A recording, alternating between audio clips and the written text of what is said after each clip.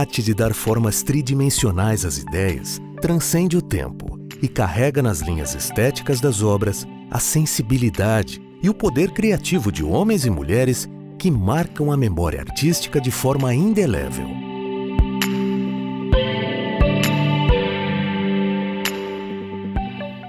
Em Piracicaba, cortada por um rio exuberante, registros de 1693 trazem a presença indígena, com produções a partir da natureza, e passam pelas importantes contribuições dos afrodescendentes.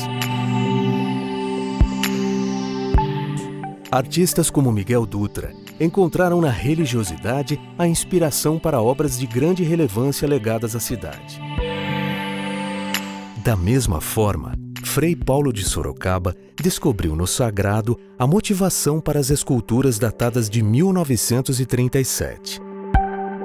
Brilhante entalhador, Eugênio Nardim também inscreveu o nome nas artes sacras piracicabanas. O entalhe em madeira da parte interna e das portas da Catedral de Santo Antônio. Outro grande entalhador, Pedro Senicato, imprimiu seu talento em incontáveis urnas mortuárias, tanto em madeira como nos modelos para fundição.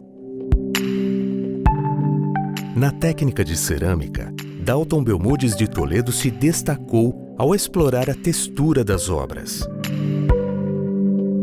Andrea Marchesi moldava com maestria capitéis e bustos em argila, finalizados em gesso e cimento. Artesão popular, Elias dos Bonecos transformou sucata em obras para conscientizar sobre a degradação ambiental.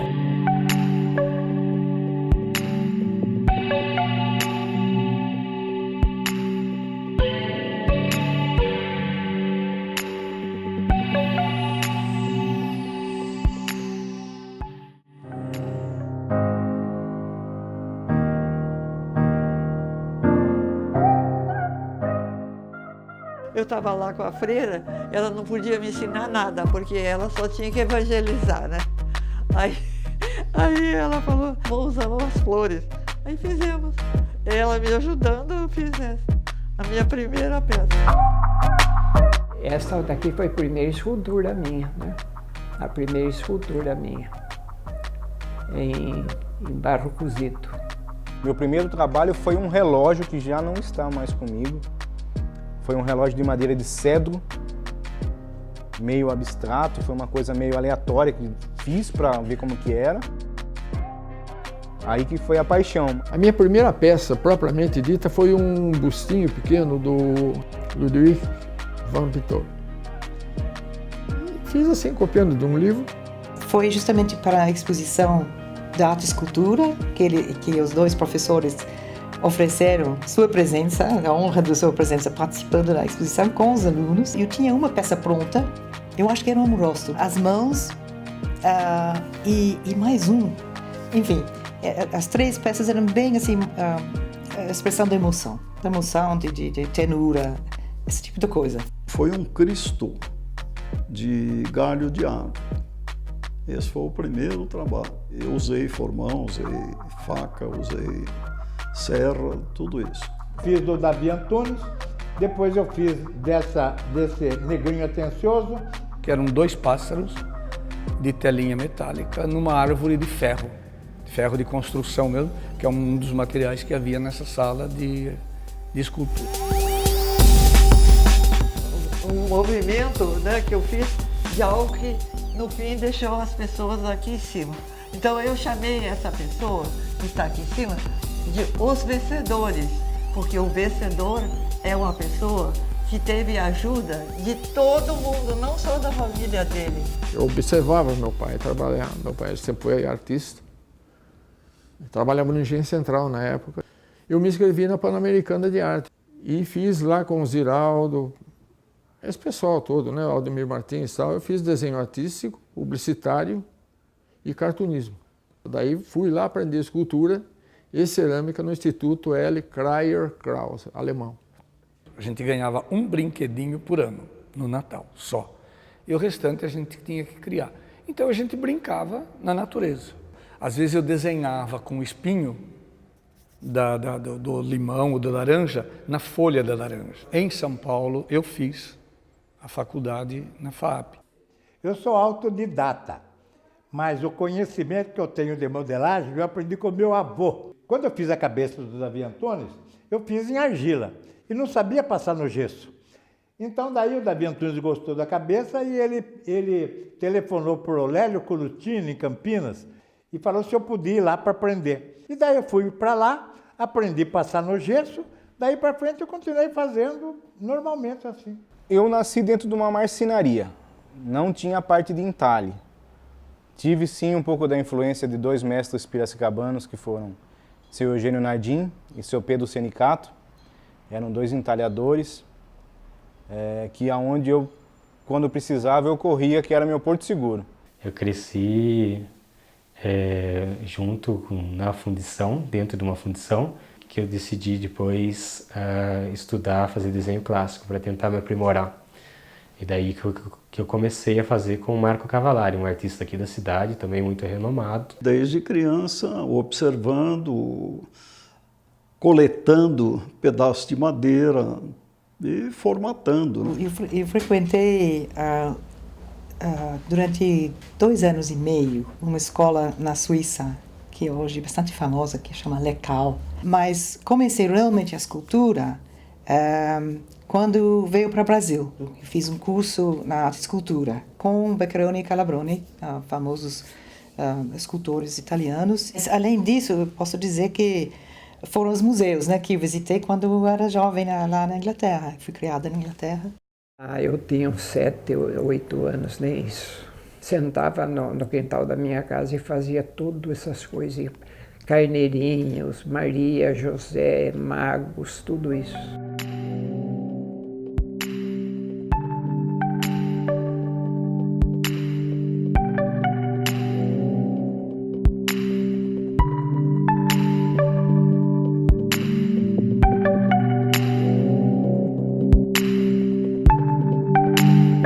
Os casais todos num quadro.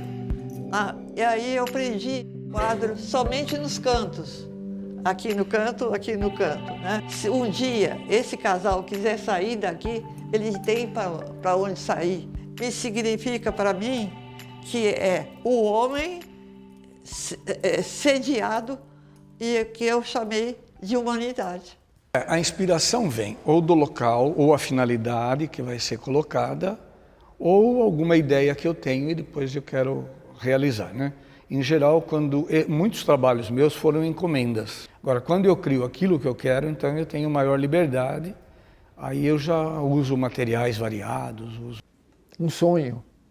Basta ter um sonho que seja diferenciado, ele pode se converter numa obra de arte. Aí eu materializo aquilo em termos de rascunhos, ou modelo ela, ou eu codifico ela como um desenho mesmo, termino ela, né? Finalizo ela como um desenho mesmo, ou uma pintura. A minha maneira de fazer tanto escultura quanto pintura é de trabalhar na peça. E a coisa vem vindo, né? Vem vindo, você sente a matéria. Muitas vezes, você quer fazer uma obra, ele alega e você não consegue. Você quer fazer ele triste, você não consegue. Você está entendendo? Tem um espírito, uma intuição que exige que você faça aquilo. Na hora do processo criativo, eu sempre acabo lembrando das coisas, das formas, e eu desenho, daí eu começo a desenhar. Que nem na parte dos entalhes de oratório, essas coisas, tem muitos livros, muitas revistas que falam de oratórios. Essa inspiração não é minha, eu sei que eu ganho do alto.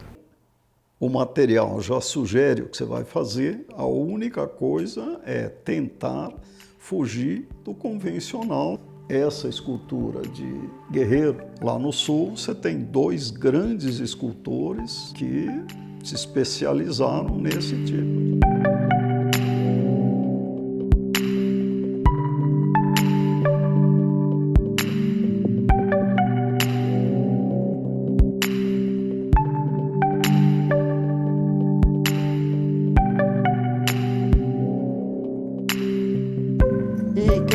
Esse homem aqui desse lado, e aqui eu criei outro homem do outro lado, né? Peguei o fio, passei ele todo aqui, separei os dois casais, né? Porque eu sei que as crianças, quando vão à aula lá em Tel Aviv ou qualquer outro lugar, eles são amigos. Mas quando eles crescem, a política muda tudo, né? Antigamente eu fazia um croquis. Como eu fiz Nossa Senhora dos Prazeres, eu fiz ela primeiramente em argila. Às vezes eu desenho, às vezes eu só escrevo alguma ideia num papel, porque é mais uma forma de eu exprimir a minha filosofia através de formas plásticas, né? De agora, de uns 8 meses para cá, eu peguei firme mais na parte de oratório barroco, essas coisas. A madeira fala e mostra o que tem que ser feito também. Então isso aí que é o gostoso da madeira. Você vê da parte bruta o que ela se transforma. É uma coisa divina, a gente fala, né? Eu sou mais do palpável e não do planejamento gráfico, nada disso. Isso aqui é uma explosão que acontece quando tem algum incidente lá dentro onde eles estão forjando, e aparece sempre umas coisas assim, nesse sentido. E como eu queria fazer com que aquela iria subir para o céu, né? Então eu coloquei isso aqui como uma adição para fazer com que ela estivesse crescendo e subindo, né?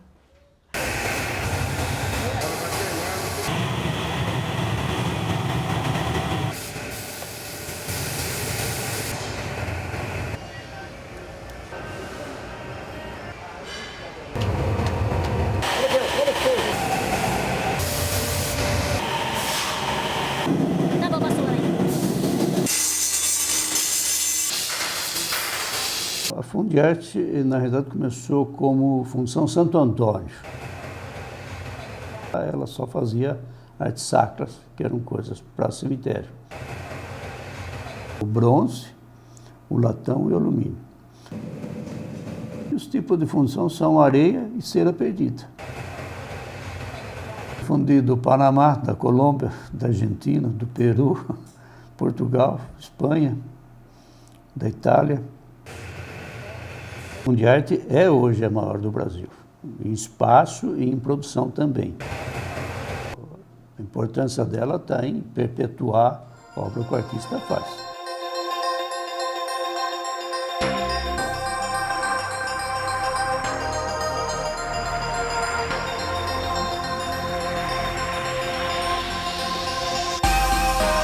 O mago, você está vendo, né? É um exemplo de uma escultura feita diretamente sobre o material e finalizada naquele material. Ela é praticamente uma série de mistura de materiais. A base, por exemplo, é um pé de geladeira. Esse globo, uma bola de isopor. A estrutura interna é um isopor e depois toda essa parte externa, essa armação, é tecido pintado com tinta acrílica. As carinhas dos anjos é de argila sem queimar. O rosto de Maria também é argila sem queimar.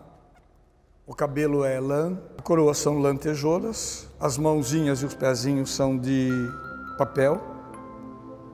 E pintada depois com um pouco de dourado.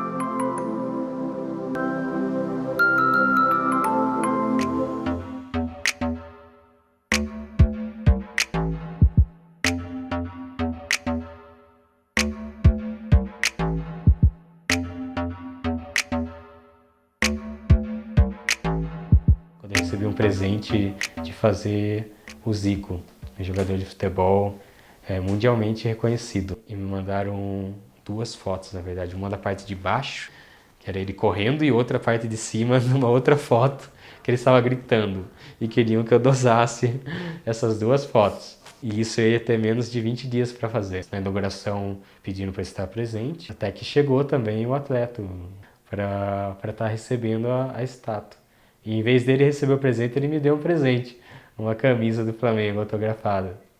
Daí foi uma escultura que marcou. Podia citar o Rivelino, um jogador do Corinthians também. Ele saiu do Corinthians brigado e o busto, na verdade, foi um sinal de reconciliação do clube com o jogador. O Ronald Golias. E ele passava as férias dele, ele ia para a Serra Negra e ficava lá.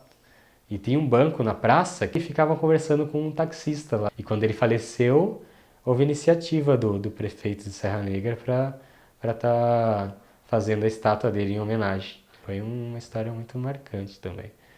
Que o Flamengo quer homenagear alguns jogadores da época da década de 80, se não me engano, 1981 era a foto, que eles foram campeões mundiais pelo Flamengo. Eu recebi uma encomenda de fazer um Júnior também, mais uma surpresa. Já finalizei a obra agora e posteriormente a inauguração.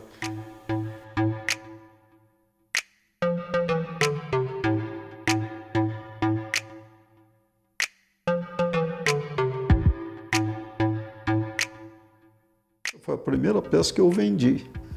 Eu expus em Campinas, no Centro de Convivência. Uma outra, mas eu fiz com ponto a ponto na fundição. Então era assim uma bailarina, ponto por ponto. Essa também foi vendida numa galeria em Campinas, era a Galeria Tebes Cury, e foi assim, para mim, de uma gratificação muito grande.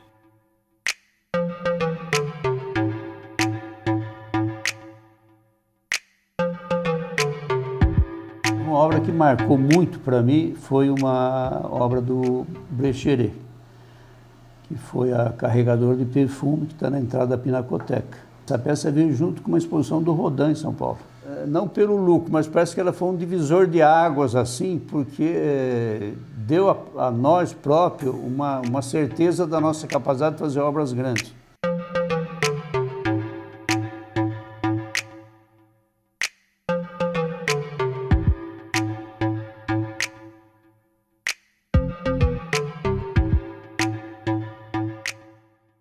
Uma obra que me deu muito sentimento foi a do Arquimedes Dutra.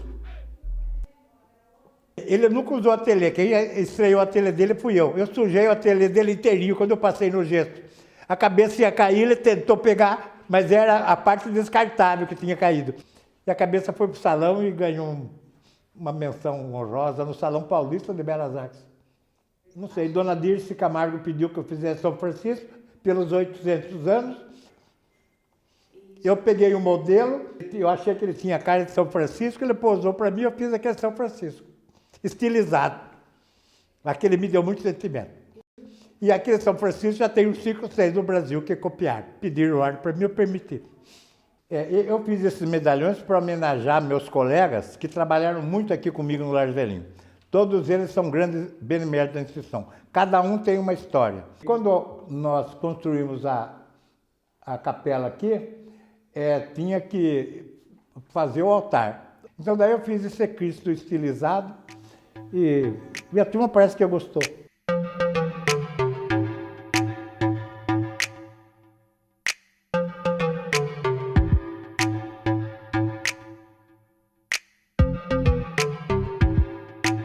O Cristo ressuscitado, que muita gente gostou, eu inclusive fiz vários, depois daquele primeiro que eu fiz no Parque da Ressurreição. E eu ofereci ao padre que estava na época como vigário, eu falei, olha, eu gostaria, se você aceitar, eu faria os trabalhos da capela, de telinha. E rabisquei um pouco a ideia para ele e ele gostou, então eu fiz. Como precisa de uma lâmpadazinha para sinalizar o sacrário, a Eucaristia na Igreja Católica, então eu coloquei dentro do coração de vidro, né, essa lâmpadazinha atrás. Esse outro aqui, como era para guardar os óleos dos sacramentos, então eu pensei no Espírito Santo. Então seriam os santos óleos, né, nesse outro trabalho. E o centro, que deve estar sempre o Cristo crucificado na celebração da Eucaristia, né? Esses vitrais, juntamente com a arquiteta, né, ela falou, olha, a gente gostaria que a capela ficasse bem leve, então vamos colocar só azul e branco nos vitrais. Então essa ideia foi como que uma fonte jorrando, né? O que eu quis exprimir um pouco com os estandartes seria um pouco a situação da humanidade, do mundo contemporâneo, apontando alguns caminhos e também um caos. Todos eles não têm uma janela e você vê a situação que você quer. Um só que a janela está aberta, mas tem um tule que sobe e atravessa. que foi uma homenagem que eu fiz a uma amiga. Ela já é falecida, então eu fiz a ideia dela passando. O último trabalho também seria sem uma janela. A janela é o próprio Evangelho aberto, naquela passagem que Jesus diz: amai-vos uns aos outros como eu vos amei.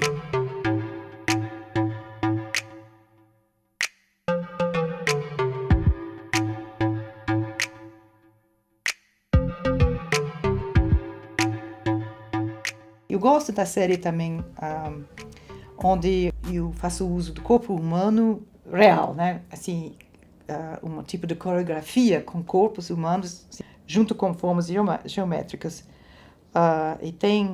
Então tem esse contraste de novo com o abstrato e com o figurativo, que é uma tensão, um equilíbrio que eu gosto, que me interessa muito tanto na pintura quanto na escultura. E tem uma peça aqui em Priscava que uma pessoa comprou, é uma lágrima, e 3 corpos femininos, assim, como se fosse uma árvore, subindo da lágrima, tem o tronco e os 3 corpos, assim, chorando. Eu acho interessante mostrar porque o que estou fazendo agora. Eu acho muito inspirador a arte sacra, porque tem conteúdo e também tem função, e tem que entrar no assunto. Tem que acompanhar o Cristo no que está acontecendo. Então, é dramático, né? E foi muito difícil porque é a primeira vez que eu faço uma figura grande. O rosto é muito difícil, cada um tem seu Cristo, né, na mente, né? Então, mas eu acho que eu encontrei o meu aqui agora, mas leva muito tempo. A mão, tem uma mão aberta e uma mão fechada. É o sofrimento. Esse mão aberto, porque é o momento que ele entrega seu espírito, né, a Deus Pai. Então, e também a doação, né? Então, porque eu queria mostrar o sofrimento, tanto o sofrimento quanto a paz do fim desse momento final, né, de entrega. E eu escolhi essas duas, que chamam Olhares. Na realidade, o nome inteiro é Olhares de Cobiça e Concupiscência. Era um pouco com humor que eu fiz essa peça. Então eu gosto porque é uma peça alegre, né? E a outra peça, Mitos e Máscaras, porque tem justamente uma mistura de clássico, de geométrico, enfim, uma mistura de abordagens, de formas, né? Eu realmente acho que são as peças talvez melhores.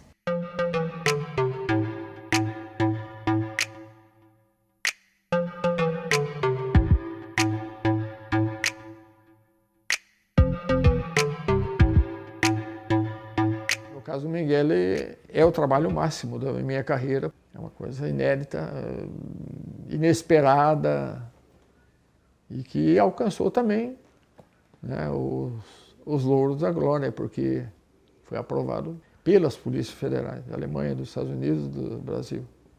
Tem arte, sem dúvida que tem arte. Eu tive que modelar o rosto dele em cima. Só que é fundamentado onde a modelação? Nos pontos craniométricos que é uma técnica, né? E o Champagnat, o trabalho durou em si 229 dias, contadinhos. Trabalhei com o Valdir Palhares, com os maristas, né, com os padres maristas que vinham toda hora para inspecionar como é que estava indo o trabalho e tal.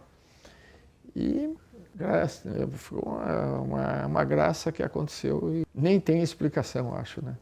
A Mãe de Leite, porque é um trabalho que foi concebido através de informação oral. Eu fiz um retrato falado e dele saiu aquilo ali. Então é uma coisa que parece que nasceu, né? E o anjo que eu fiz para a família Gobim, que está lá no cemitério da Saudade.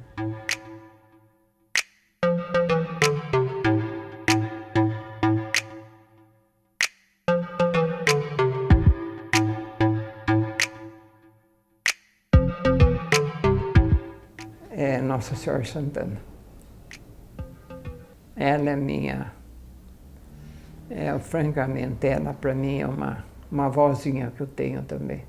Tanto aquela como esta aqui na carta. Aí eu, quando eu pego uma coisa, já falo assim, aí vou fazer uma Santana. Mas eu falo, mas já tenho tanta Santana. Eu vou fazer outra vez outra. De tudo o que eu fiz na minha vida, nunca foi tão gratificante como fazer Nossa Senhora dos Prazeres. Eu comecei numa época de carnaval. E o padre Delbo estava sempre aqui. Falou, nossa, mas já está quase pronta? Falei, ela estava aí dentro, falei. Eu fui tirando o que é para tirar, né? Ela apareceu. A coroa que é prata maciça que eu dei para eles, foi um trabalho que eu fiz para uma senhora de sociedade. Pode ficar uma coisa sobre de troco do seu trabalho? Falei, pode, nossa, você pode. Quando eu peguei a coroa que eu pus dela, estava na medida da cabecinha dela. Falei, é dela. O padre Delbo, na hora de ir embora, ele falou assim, seu Alfredo, quanto ficou o seu trabalho? Falei, o que o senhor está falando, padre? Ele pôs a estola assim e falou assim para mim, que o senhor fique sob a proteção de Nossa Senhora dos Prazeres, você e sua família. Eu senti aquela energia que ele pôs aqui na minha casa, eu senti. Olha, eu senti.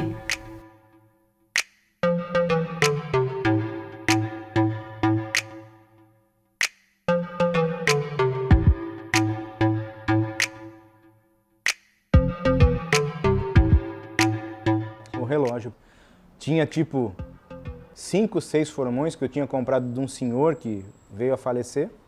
Então era coisa que você não tinha muito como fazer, aquela coisa bem rústica. Para mim, cada obra, se eu pudesse, eu ficava com todas, né?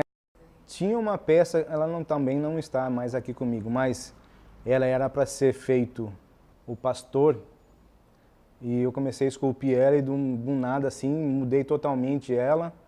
Ficou uma coisa horrenda, tive que refazê-la.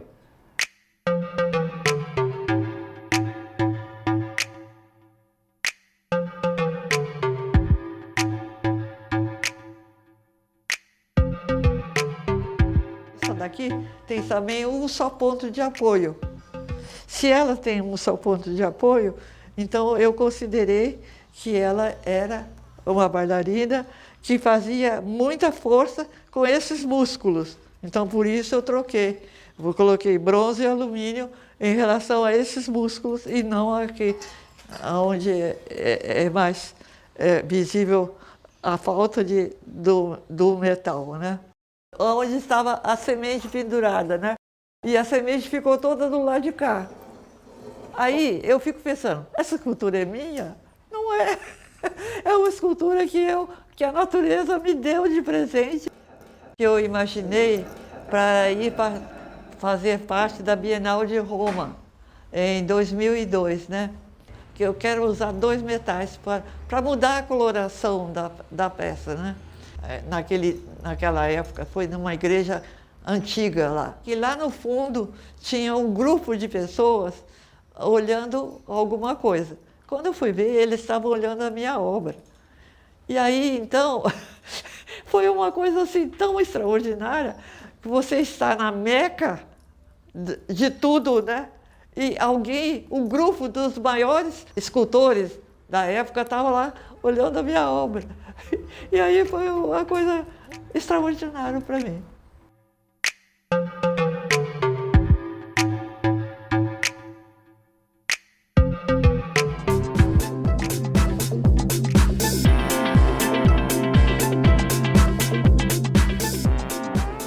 É com a sensibilidade destes e de outros inesquecíveis artistas que a cultura ganha relevância.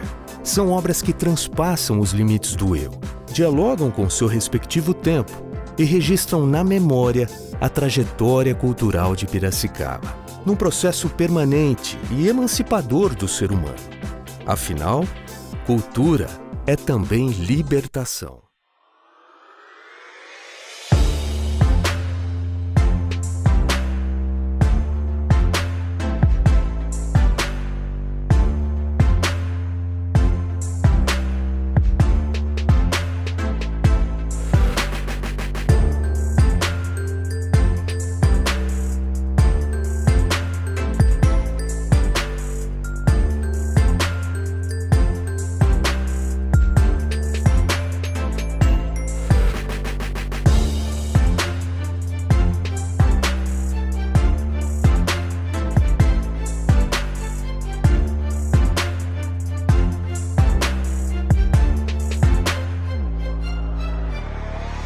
ter coragem e pôr a cara, como se diz, dê no que der.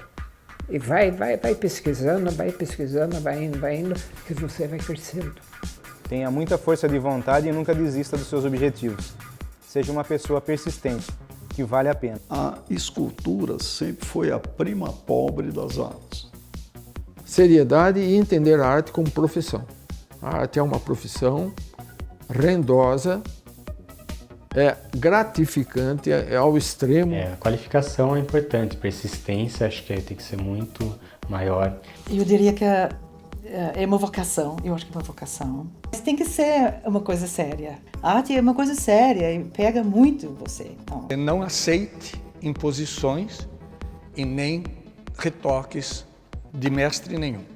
Você tem que ser livre e a arte é livre. E se ela não libertar o artista, ela não é genuína.